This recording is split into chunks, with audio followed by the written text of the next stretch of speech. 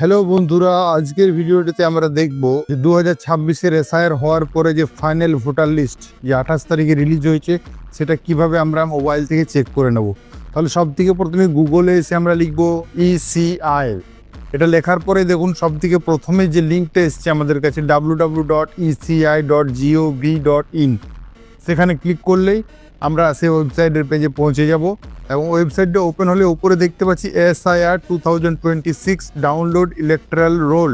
Click করব, ওখানে click করলে যে পেজটা আসবে সেখান থেকে আমরা প্রথমে আমাদের স্টেটটা চুজ করে নেব, কোন স্টেটে দেখতে চাই। তারপর ইয়ার অফ রিভিশন, আমরা 26-এ আমাদের রিভিশন হয়েছে, তাই 26 চুজ করব এবং এখানে ফাইনাল ভোটার রোল না ড্রাফট রোল। তাহলে ফাইনাল রোলটা চুজ করার পর ডিস্ট্রিক্টটা চুজ করে নেব। ডিস্ট্রিক্টটা চুজ করা হলে আমরা নিচের দিকে চলে আসব, সেখানে আমরা বিধানসভা বা অ্যাসেম্বলিটা চুজ করব এবং টিক করার পর যে বিধানসভায় আপনি আছেন সেটা ফাইনাল করে দেখে নিয়ে চুজ করার পর আপনাদের চলে আসবে যে ল্যাঙ্গুয়েজ, কি ল্যাঙ্গুয়েজে আমাদের ভোটার লিস্ট চাই, সেটা হচ্ছে ইংলিশ কিংবা বেঙ্গলি। এবার চলে আসবো নিচের দিকে, ধরো download SIR draft roll for full AC কিংবা ডাউনলোড সিলেক্টেড পিডিএফস।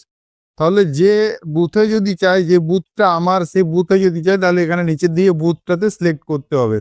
এই বুথে সিলেক্ট করার পর যখন আমাদের কমপ্লিটলি পেয়ে যাব যে বুথটা সিলেক্ট হয়েছে, তখন আমরা এখানে ক্যাপচাটা লিখে ডাউনলোড সিলেক্টেড পিডিএফস এটাতে ক্লিক করব।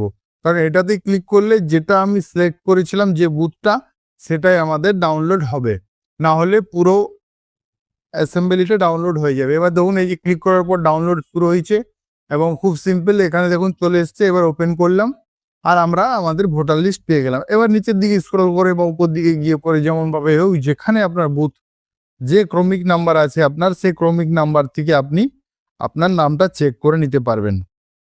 খুবই সহজ। ধন্যবাদ বন্ধুরা, যদি ভিডিওটি ভালো লাগে থাকে সাবস্ক্রাইব করবেন এবং লাইক করবেন এবং অপরকে শেয়ার করুন।